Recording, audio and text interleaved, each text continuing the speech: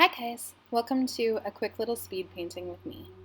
I was feeling pretty down and so I decided that I was going to work on a self-portrait. So what I'm doing right here is I'm laying in all the places where I know is going to be pretty light color.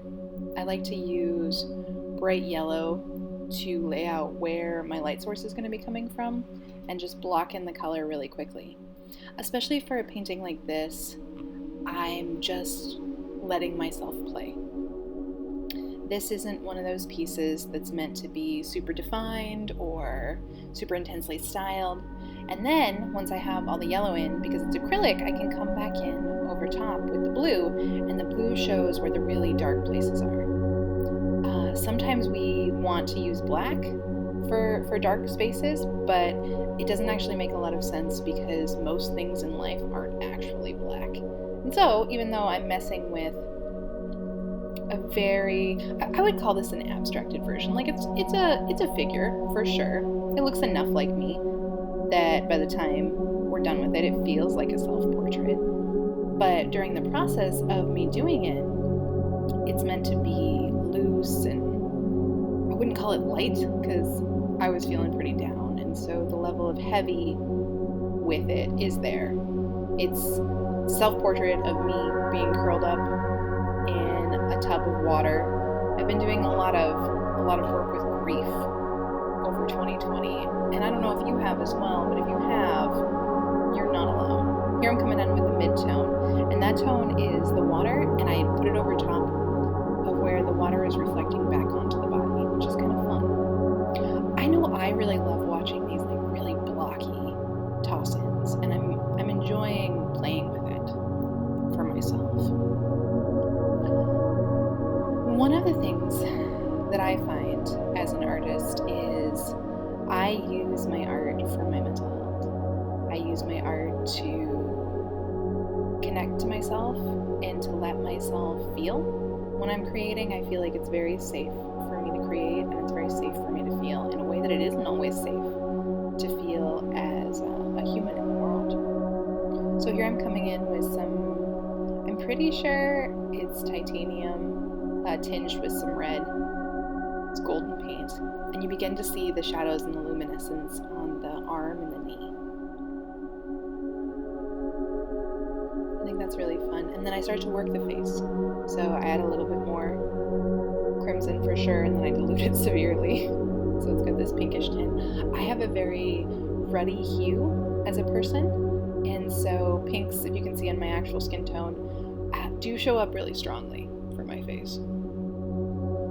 And so when I get angry or sad, I flush really easy. And normally, this painting right here, I would have actually continued forward with just the intense, strange colors, because this type of painting for myself is very much like another little mini-series that's on my YouTube channel called The Artist is the Object, where I paint on myself with acrylic paint, which was a very interesting perspective for me.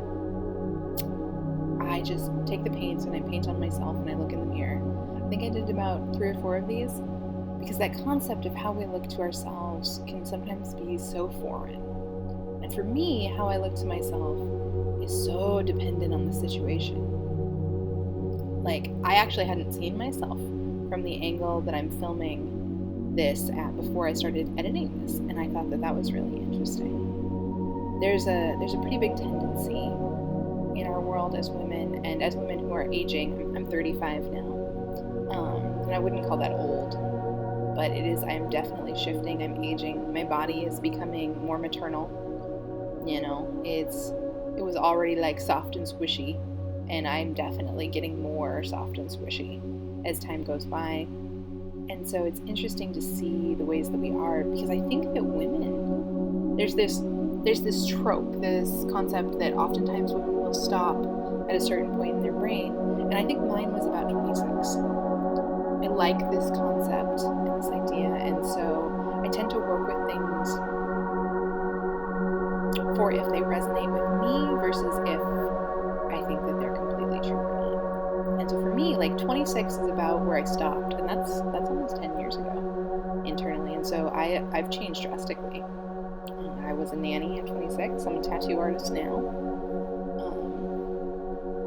I have definitely moved in and out of the mother phase as a human, and now I'm really hitting the phase where I'm birthing and working with my own creativity and trying to mother that aspect of myself. But I feel like self-portraits are one of these pieces that are so resonant for artists. Frida is one of my favorite self-portrait artists, Frida Kahlo, and if you haven't heard of her, go ahead and go look her up. And if you had, hell yeah. So she has a Netflix movie that you can watch, but there's also I just really love the way that she portrays herself in such a variety of ways. She showcases her pain, like her physical pain, but also her emotional pain.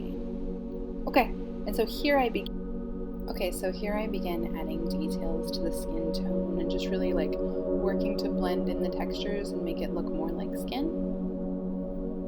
I'm diffusing the lighting and the shading here. I'm just going over and shifting colors just slightly.